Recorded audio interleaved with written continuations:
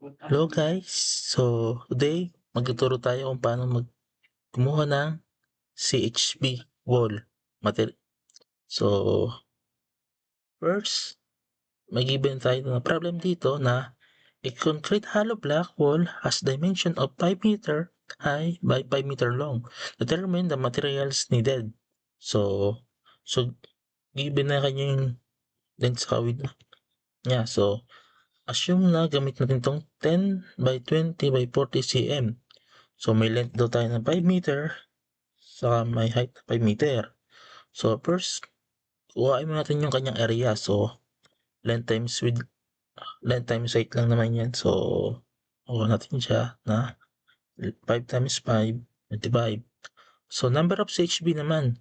Para makuha ang number of CHB, kada 1 square meter daw, meron 12.5 pieces na CHB.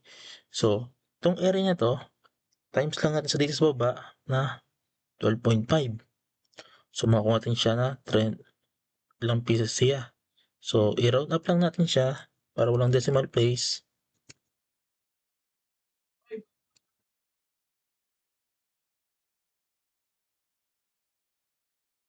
So, may 313. Sa bags of cement naman. So, may dito tayo dito. Gaya na lang natin to. So, ang ginamit natin 10 by 20 by 40. So, sa kada 1 CHP daw, meron daw tayong 0.06 na bags of cement. So, times lang natin yan sa number of CHB niya. So, makuha natin yung value niya. So, may 18.78 tayo. So, round up lang natin siya.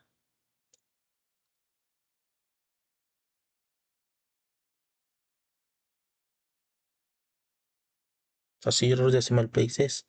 So, 0. So, mayroon tayong number of bags.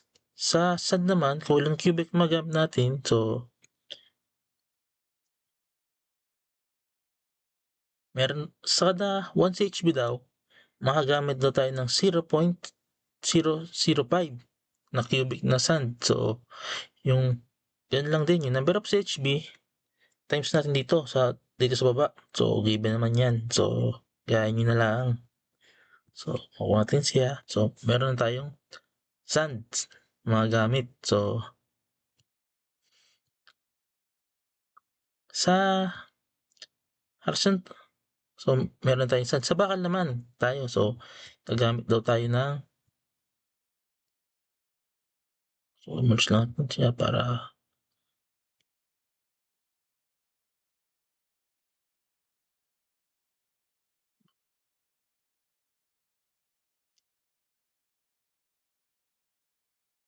so, dito. So, number of bars daw sa horizontal bars. So, kada sa CHB laying, every 3 layer, naglalagay tayo ng horizontal bars. So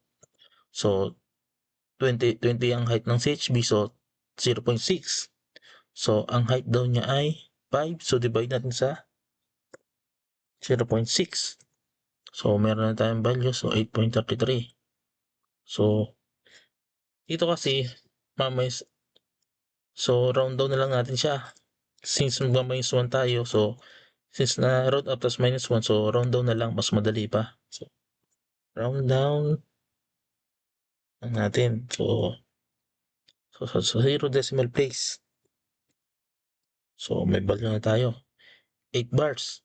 So, sa weight per meter, gahin na lang to. May value na tayo niyan. So, sa weight naman, para natin yung weight, yung, since horizontal bar siya, yung length niya. So, kung natin yung length, times the number of bars, times sa weight per meter. So makakuha natin yung kanyang weight. So, nakakuha tayo ng 24.66 kilogram sa horizontal bars. Sa vertical bars naman, since gagamit din tayo ng 10 mm. Sa number of bars, so vertical siya, so yung kanyang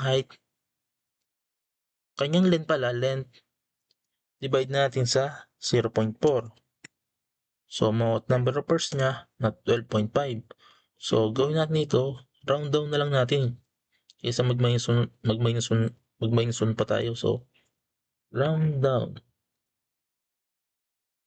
Round down.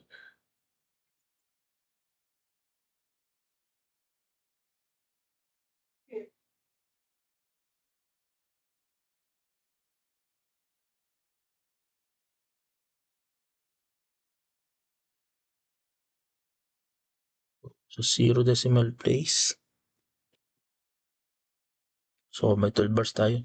So weight per meter, gayahin nyo na lang din to. So sa weight natin ay same lang din. So since vertical bar siya, gamitin natin yung height, yung taas, haba niya sa taas, pataas. Times natin sa number of bars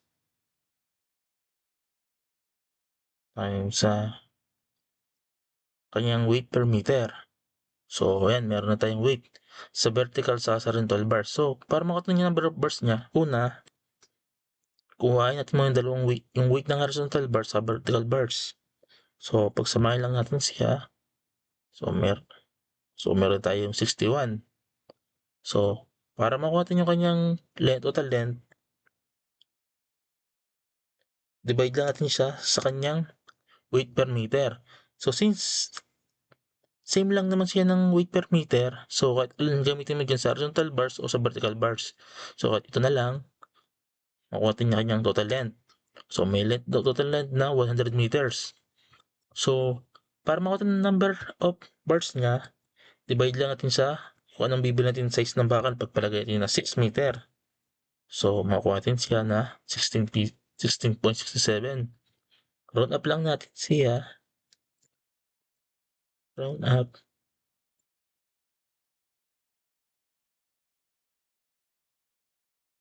Yan. Yan, may numbers of bars na tayo. So ito lang guys. So, dito naman sa ibang, kung gamitin naman itong size na to, ibang size na CHB gamitin nyo, same lang. Gagawin nyo, mag-base lang din kayo dito sa data sa baba. So, yun lang guys. Thank you so much sa panonood.